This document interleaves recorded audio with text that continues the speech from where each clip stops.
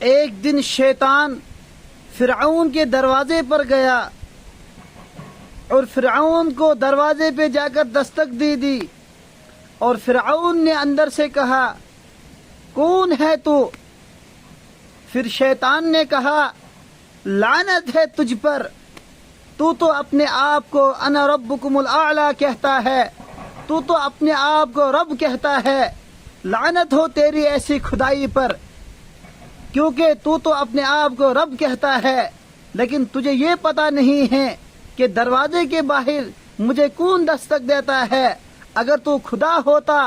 اگر تو رب ہوتا، تجھے تو یہ پتہ ہونا چاہیے تھا کہ دروازے کے باہر کون ہیں، کیونکہ اللہ تبارک و تعالیٰ تو غفور و رحیم ہیں، اللہ تبارک و تعالیٰ تو سب کچھ جانتے ہیں، لیکن تو کیسا خدا ہے، تجھے یہ پتہ نہیں ہے باہر کون دستک دے رہا ہے، لہذا تو خدا نہیں ہے۔ شیطان بھی یہ کہتا ہے کہ فرعون خدا نہیں